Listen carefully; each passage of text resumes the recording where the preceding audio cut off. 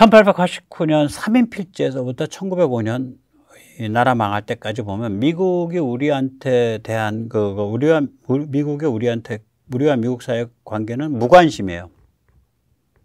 무관심의 시대예요. 인더프런스.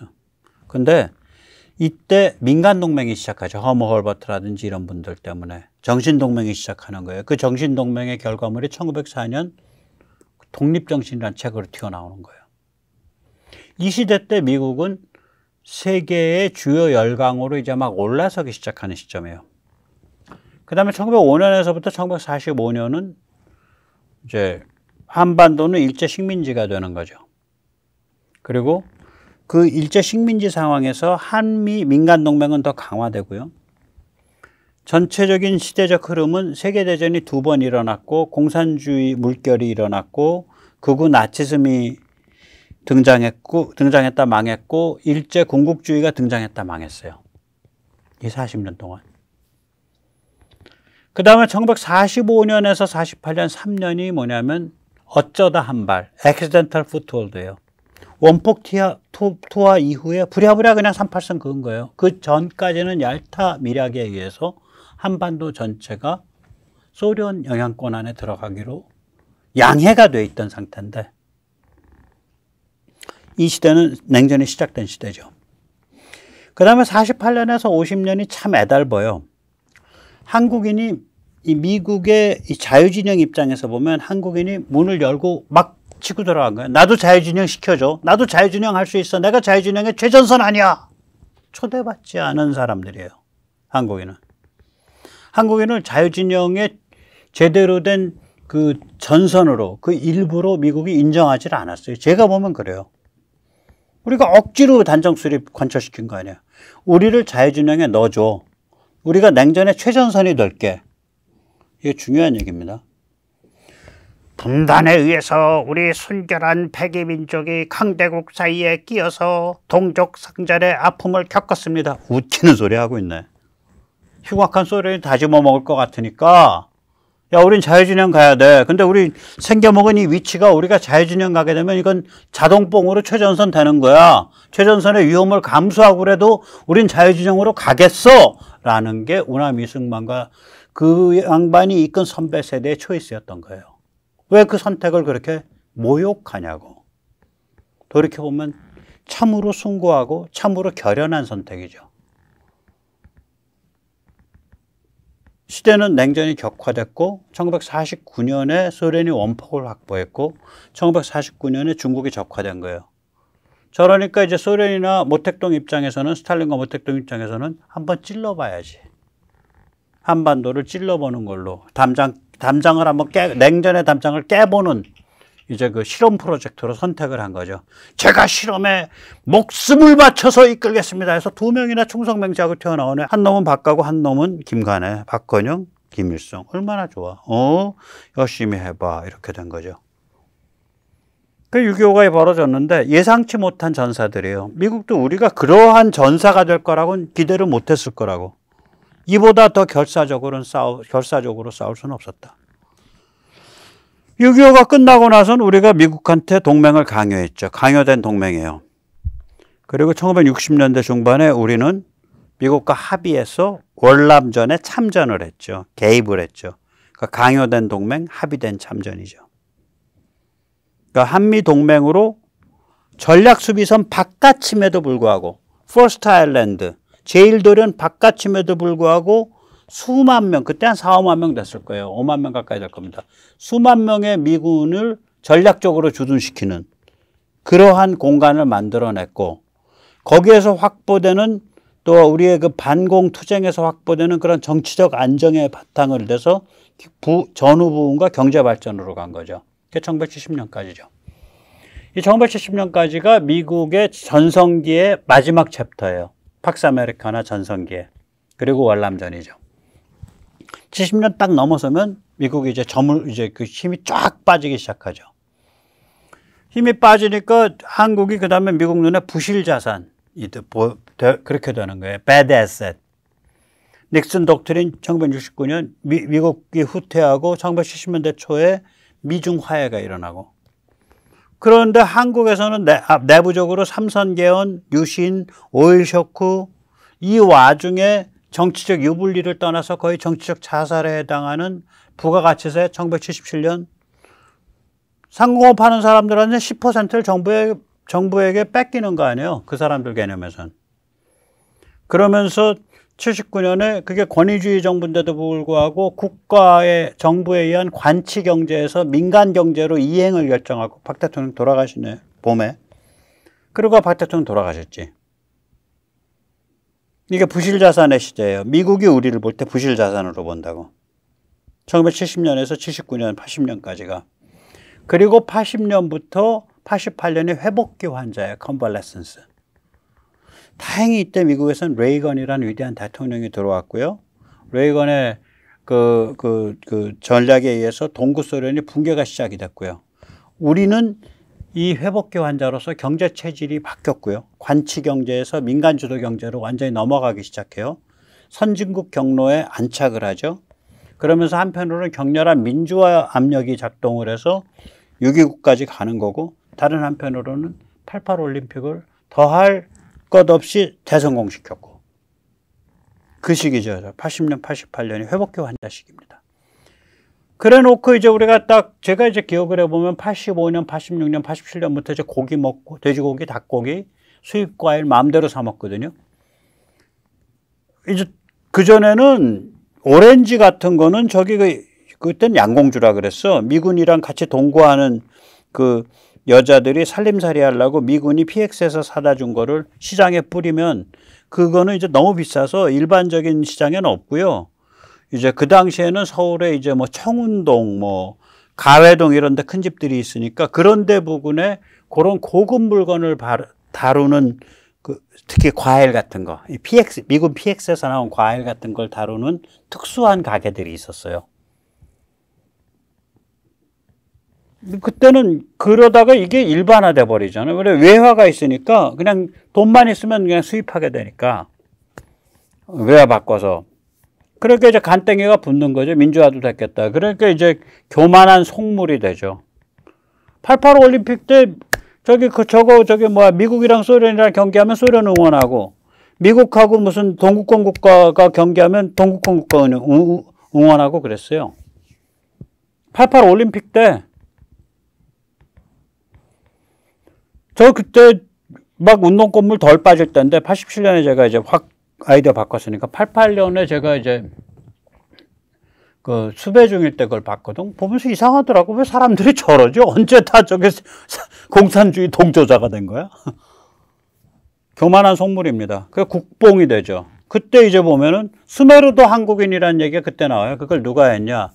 그 양반 지금 싹 숨어버렸는데, 예, 산호, 예, 라이파이 그 만화 그린 양반, 그 사람 이름으로 수메르까지 대주신 제국, 조선을 주신이라고 읽어가지고 그런 책들이 막 나와요. 그러니까 북한 주체 사상의 한국 버전인 국뽕, 신성한 민족, 우리 민족과 나머지 사람 아닌 것들, 신성한 종족주의, 그게 기본적인 사고방식이 북한 주체 사상이랑 같은 거예요. 그러니까 우리 한국인에 대해서 자긍심을 가지는 건 좋은데 과학적이 돼야 되고요.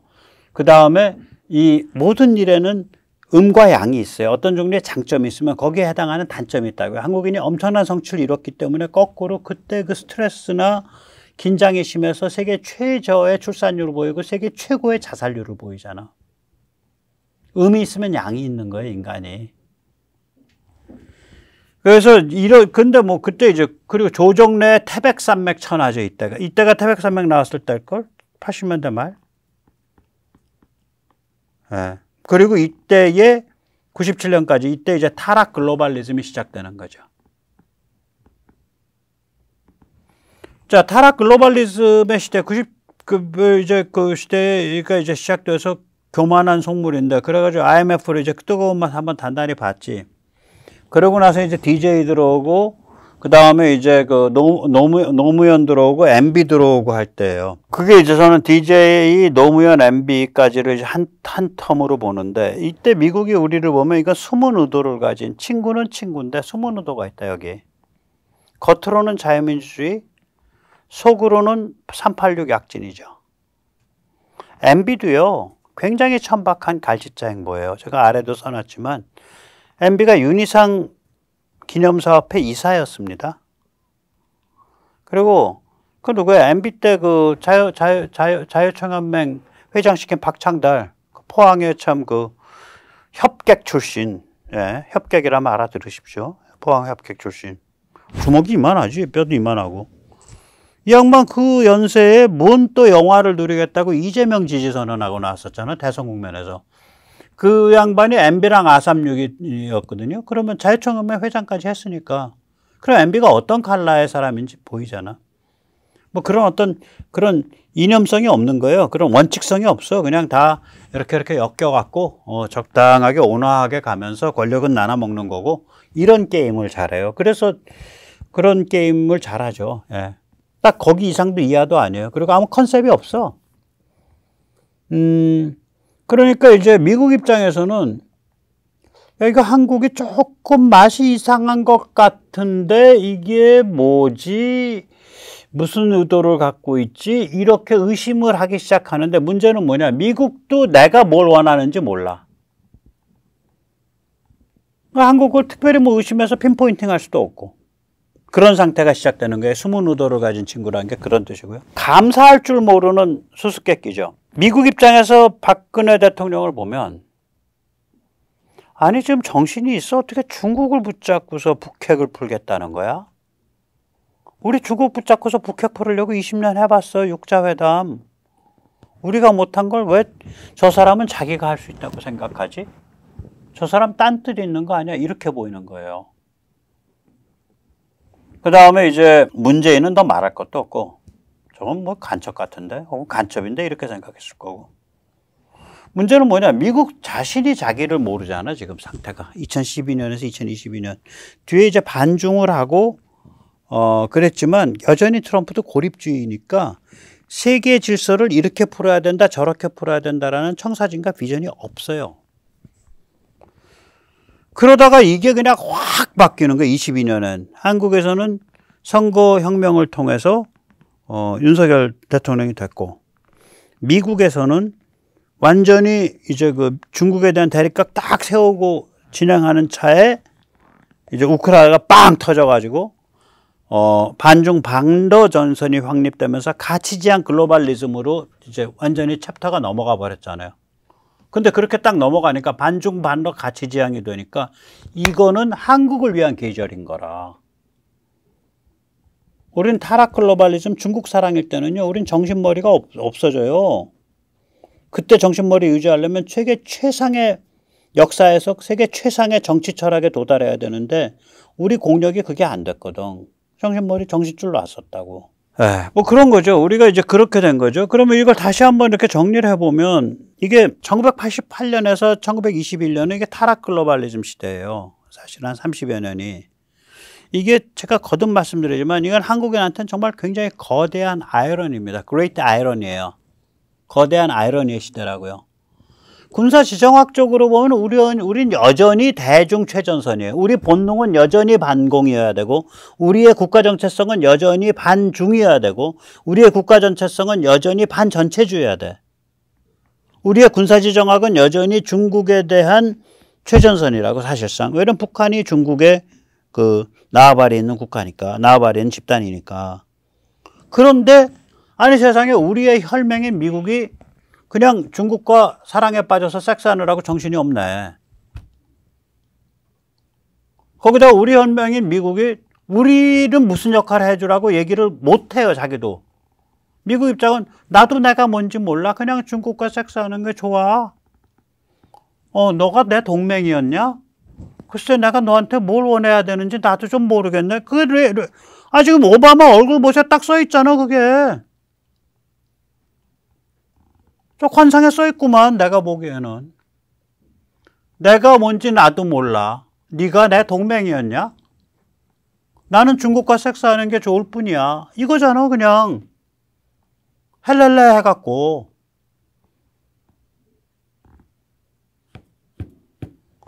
한국은 그나마 이 거대한 아이러니 30년 동안 워낙에 강렬한 그 에너지가 있었고 그 6.25 경험이 있어가지고 그나마 진보 보수 싸움으로 코어가 좀 보존된 면이 있는데 대만 같으면 그냥 완전히 홀라당 그냥 넘어간 거예요. 그랬다가 대만은 홍콩에서 일어나는 일을 보고 쇼크를 먹고 다시 살아난 거예요. 정신머리가 좀. 자, 이건 이제 아까 말씀드린 건 1988년, 89년부터 2021년, 2022년까지고요. 좀 더 넓혀보면 그거를 그 시간을 둘러싸가서 1953년부터 2021년까지를 볼 수가 있어요. 이게 뭐냐면 미국에게 한국은 지나치게 전투적인 잠재적 전범국이에요. 1954년 오남 이승만 대통령이 미 의회 연설을 하면서 그때 최초의 국빈 방문입니다. 대한민국 대통령들 중에 초대 대통령이니까, 건국 대통령이니까. 그러면서 미국은 해군과 공군만 대라. 우리 대한민국과 중화민국, 지금 타이완에 대한민국과 중화민국의 육군이 들어가서 중국을 해방시키겠다. 그렇게 얘기를 해요. 그게 일어날 거라고 생각해서 얘기를 한 게 아니라 그 말의 방점은 뭐냐면 이런 상태로 진영이 나눠서 담벼락을 쌓고 산다는 것은 이건 영원히 계속될 수가 없다. 그 얘기를 한다고요. 이거 이제 지나치게 전투적인 거죠. 미국 입장에서 보면. 이거는 잠재적 전범국이지. 그런데다 국가 전망의 위기에 놓이니까 박정희라는 인물은 유신으로 튀고 막 그 국가를 약간 좀 전체적으로 뭐 군사훈련도 많이 하고 좀 어째 좀 으스스하게 가. 그러니까 미국 입장에서는 항상 한국을 볼 때 아, 얘들은 태생적인 반공이야. 태생적 반중이야. 아니, 보세요. 그 저기 어제 1990년대였나? 그 90년대 전이었나? 그 저기 로스앤젤레스 폭동 때 루프탑 코리안스. 그 자기들끼리 연락해가지고 딱 총 들고서 방어하잖아. 그것도 사람 많이 사살도 안 하고 겁만 딱 주고 폭도 오면. 그래서 못 잡아놓죠. 만약에 거기서 사람을 사살했으면 잡혀 들어갔을 거예요. 과잉방어로. 그러니까 한국 사람들을 볼 때 야 쟤들은 반공이야, 반중이야, 반전체주의인데 굉장히 전투적이야. 야 좀 부담스러워. 나 지금 중국이랑 좀 섹스하고 잘 지내고 싶은데 왜 쟤들이 옆에서 고춧가루 뿌리면 판 다 깨질 것 같아. 뭐 이런 게 있는 거지 이제. 이게 미국의 K무기에 불과 몇 년 전까지 족쇄를 채워왔던 가장 근본적인 이유라고 저는 생각을 합니다. 보셨지만 방사는요. 비즈니스 때문에 미국이 자기를 보호하려는 게 아니에요. 그 첨단 무기에 대한 독점 그리고 군사지정학적 고려 때문에 우리를 족쇄를 채워놓은 거예요. 돈 때문에 그런 게 아니에요. 왜냐하면 어차피 미국 입장에선 뭐 노스록 그룹만이나 레이시온이 바깥에 수출하거나 말거나 큰 상관없어요. 미국 방산업체 다 긁어 모아서 다 매출 다 때려봐야 삼성전자만 해요. 그 잘난 노스록 그룹만 레이시온 뭐 다 긁어 모아서 때려봐야 삼성전자만 해요. 300조 400조. 그러니까 미국은 그게 문제가 아니야. 미국은 그 첨단을 자기들이 컨트롤한다는 게 중요한 거고요. 두 번째 자기들이 쓸 물건은 자기들이 돈 내고 사 그냥 돈 줘서.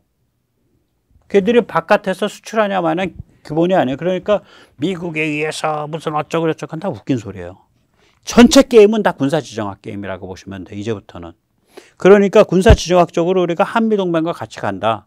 미국과 같이 간다. 자유진영과 같이 간다. 서방으로 같이 간다. 그러면은 그 되먹지 못한 그 저기 종족주의 신파 그 뭐라 그러나 미국의 갑질에 의해서 우리는 항상 서름을 겪어왔고 이런 소리 할 게 없어요. 우리가 이해하지 못한 우리로서 섭섭했던 미국의 군사지정학적 선택이 있었다고 한다면 지금 제가 하는 것처럼 그런 선택이 뭐였고 왜 미국이 그런 선택을 했고 그걸 깊게 얘기를 하고 깊게 이해해야 돼요.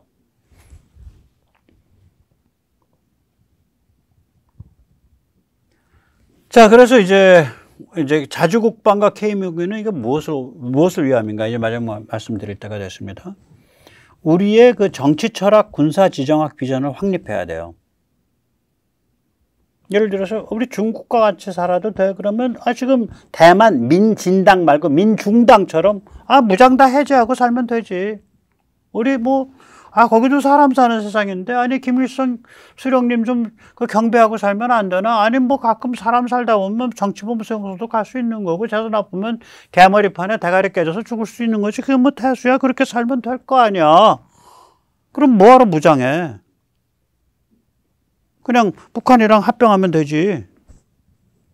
그러니까 어떤 종류의 가치 판단이 있는 거예요, 여기에는. 어떤 종류의 정치 철학이 있는 거라고요. 어떤 종류의 군사지정학적 비전이 있는 거예요. 그게 뭐냐를 정의를 잘해야 돼요. 국가 정체성이라는 얘기를 많이 하죠. 우파 보수하신 분들이. 근데 그분들이 참 애달봤던 게 이거예요. 국가 정체성 파괴범, 주범이 누구야? 불과 얼마 전까지 주범이 미국이에요. 대한민국 국가 정체성 파괴 주범이 미국이야. 왜냐? 대한민국 국가 정체성 뭐예요? 반북, 반중, 반전체주의야. 주범은 미국이야. 중국 사랑에 빠졌으니까. 그리고 우리 거기로 끌고 들어왔으니까. 그러면 공범은 누구야? 한국 경제네. 주범은 미국, 공범은 한국 경제. 우리 중국 사랑에 열렬히 빠져갖고 정신줄 다 포기하고 정체성 다 포기하고 그리고 거기서 돈 벌으면서 국가 경제를 고도화시켰잖아. 경제적 수혜자는 누구야? 우리 모든 사람들이네. 이런 아이러니가 있는 거거든요, 여기. 국가 정체성을 주장해온 분들이 지금 윤 대통령도 주장하고 있죠. 지금은 괜찮아. 지금은 세상이 확 정상화됐으니까 그런 글로벌리즘이 정상화됐잖아요. 제대로 가치지향 글로벌리즘으로. 그러나 그 전에 중국 사랑 글로벌리즘, 타락 글로벌리즘 때는 대한민국의 국가 정체성을 파괴한 주범이 바로 미국과 서방이 주도한 중국 사랑 글로벌리즘이에요. 그리고 그 구도 아래서 정신줄 놔버리고 돈 벌고 경제를 고도화시킨 한국 경제고요. 그게 공범이에요.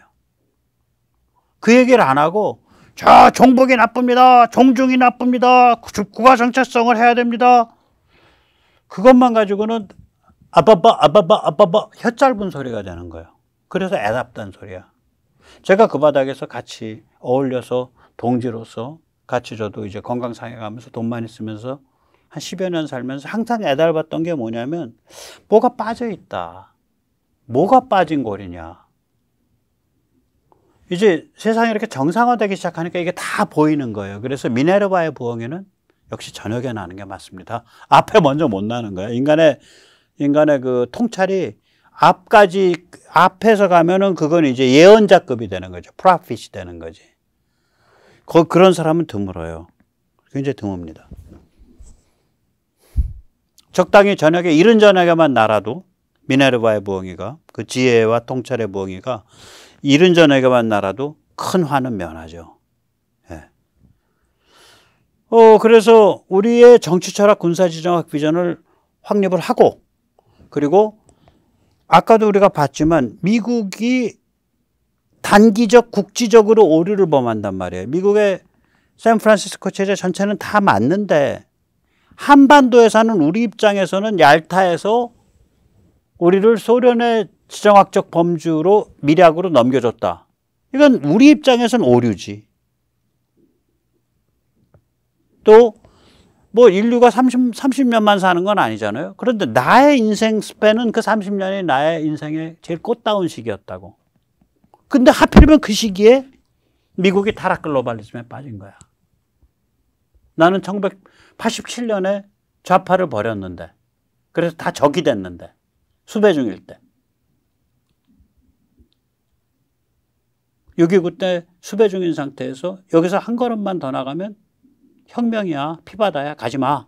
그 소리에 다 적이 되는데 엊그제까지 동지가.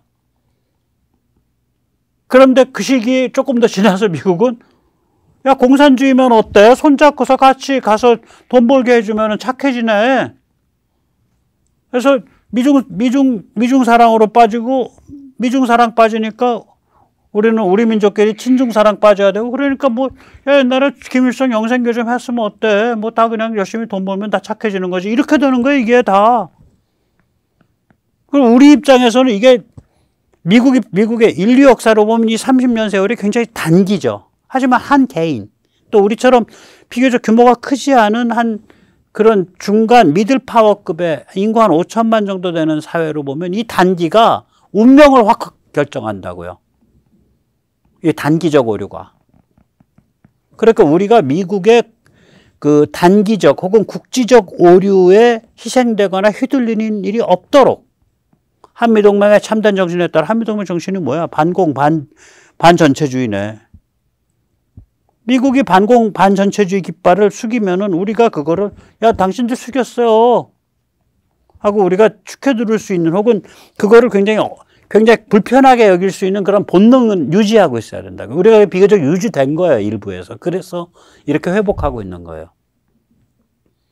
또 한미동맹의 참된 발전에 기여하는 방식으로 가치 동맹에 기여를 해야지. 그 가치 안에는 진실 존중 들어있지. 역사 존중도 들어있지. 남녀 성구분 존중도 당연히 들어가지.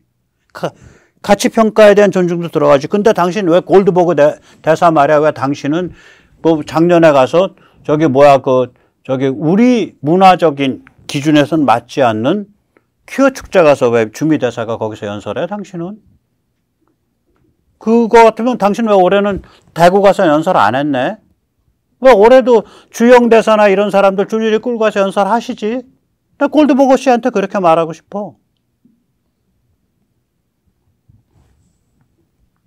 그건 한미동맹의 참된 발전에 기여하는 게 아니에요. 그런 자리에 나와서 대사란 자가 연설하는 건. 골드버거 씨 아셨어? 대사질 하려면 똑바로 하시라고.